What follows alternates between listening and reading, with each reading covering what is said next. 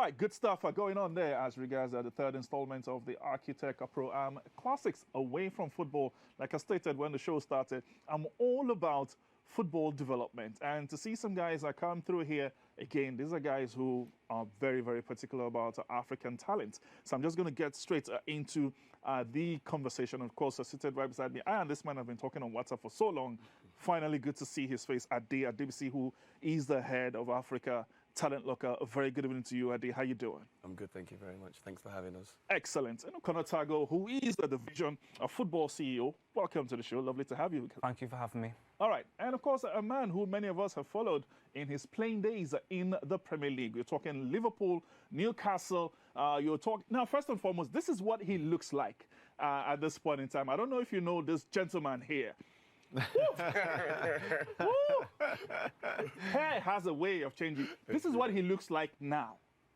And I'm sure this is actually going to make you look. Oh, just look at that. This is total makeover as it is. Okay, I don't know what was going on the other picture, but Danny Guthrie comes through with us. And of course, he's a man who's had some good playing time in the Premier League with Liverpool, Newcastle, Reading. A very good evening to you, Danny. How's it going? No, it's a pleasure to be here. Thank you. All right. Look, dude, you Vision Football, Talent Locker. You guys gathered young stars from God knows how many of them came through, both in Abuja and Lagos. What's that about? Yeah, so Vision Football is all about developing players. Talent Locker is all about giving players opportunities, right? So it's a marriage made in heaven for both of us, really. So we decided to have a talent show. We chose Nigeria to start with. As we all know, Nigeria has great talent. So we thought we started in Abuja first. Well, that was an exclusive talent show with the Nigerian Youth League. So we did that with 60 players. And we did, when we came to Lagos, we did a 2-day event there in Abuja. And then we moved to Lagos to do a 3-day event. So with that, we had 100 players. So 80 came from our partners. And then we put 20 spots out, you know, for open spots, you know, for players to register as well. And it was a fantastic event. I'm sure the guys will tell you there was some great talents there. I expect there will be some, no doubt. Connor, for you who came through the ranks of Manchester United, you know, and I mean, it's such a big deal and people take it very seriously. The fact that you could buy whoever you want to buy as a top talent, but then you need to actually breed and develop the young ones also. Of course, yeah. I think development talent's key to obviously playing in football. Development is key all round, yeah.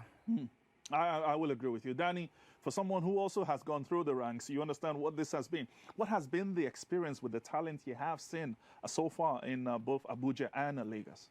Yeah, we've been blown away by what we've seen. We've identified 3-4 players over Abuja and Lagos that we think fit the criteria and the profile that we're looking for. We've got some fantastic partners in the Middle East and Europe that give us a certain criteria and a certain profile of player they're looking for.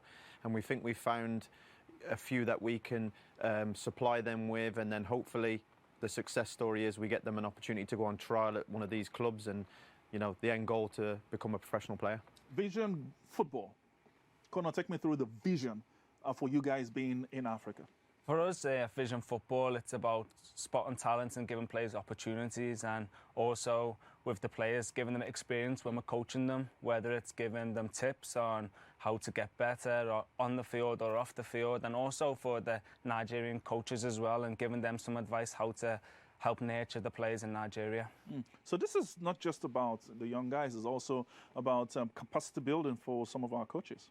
Yeah, absolutely. So when we realised Danny and Connor was going to come, I thought that we needed to do something to give back to the local coaches as well, because obviously it's not just about them coming and giving the players something new to do, right? The coaches need to learn as well, and that's how they obviously give back to the players, because once they go, you know, what they've done or what they've taught them, you know, they should be able to take that in and then pass it on to the players. So, you know, we thought we had to do like a coaching masterclass with that, and it went well as well. The coaches took it in, and what we did as well is, so the coaches that did some of the masterclass, they was the one that took the teams as well. So, you know, so Danny and Connor could actually watch, you know, them as well as the players. That's amazing. So basically, just assess them, and I guess it's been a good run there at the stadium right there. Danny, you've played in all sorts of facilities. Give me your opinion on how you think some of these facilities are. What are the developments that needs to happen for African football to get to that stage it needs to be? Well, we were fortunate enough to use the National Stadium in Abuja, so we were blown away by that. That was amazing. And we were really happy with what the facility was that we used in Lagos. It was perfect for what we needed, looked great on TV, and it also gave the players a platform to go and show their stuff. So, like I said to the guys, I think everyone knows Nigeria has a rich history of raw talent. And if we can just progress that with a little bit of funding and a little bit of education for the coaches, there's no reason why the national team can't be a super force in world football. Would this be an ongoing thing, Connor, or it's just a one-off? For sure, we want to be back here again after seeing the talent we've seen over the last week.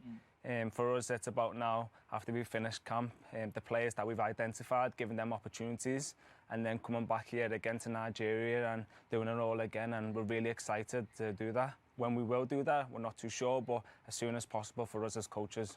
Danny, I mean, look, we're always very excited with Premier League players, and you have played with some Nigerians at the likes of, I think you played against John Mikelubi while he was at Chelsea, and you played with Obafemi Martins, and you would understand what an African talent is like. I think people always ask me, and I always say, first and foremost, they're fantastic football players. I think the advantage they have is they come as a real complete football player, so they tick a lot of boxes, technically, physically for sure, and then obviously they are very coachable people. They're very coachable players, so tactically they learn the game very quickly. So they come very, very complete players, and that's why you see the talent that they have mixed with being coachable, their physical attributes. It makes them a really complete footballer. So that's why you see Africans now really, really starting to push into the top leagues. I hear you. All right, as we leave, Ade, you need to run us through this. This is January 2025. We've just had this very first edition with the partnership between Vision Football and Talent Locker. What are we looking forward to for the year 2025? Or we're done for 2025 and looking forward to the next year already? No. So Talent Locker is not just about football. We do all sports. So for us, Talent Locker, I think we're going to focus the next one before maybe next 2 months. We're going to try and do a basketball talent show and then obviously maybe around the summer we'll do a football one again. But yeah, this is not. We're not done yet. We've just started in Nigeria, and we're just going to keep going. All right, people, it's been a great run out here at the DBC, Head of Africa Talent Locker. And of course, we've got Connor Tago, who's the CEO for Vision Football, and Danny Guthrie, Premier League legend. I said it, and I don't care what anybody says. We loved him and all his playing times, and we're very happy he's got hair on his face now because it looks better than whenever he was in the Premier League. I think it's been a good run out. I want to see you guys come through again, come have a good time with us. Have you had any Nigerian food so far? Yes, we what have. Did you have? We enjoyed the jollof, and then I personally like the suya. Suya. And Connor? I had the jollof. The soya was a bit spicy for me. So, but yeah, I had the jollof. It was good. All right, I hear you. All right, guys, time for our final break on the show. We return with a whole lot more to look forward to as regards 2025 and Africa's interest.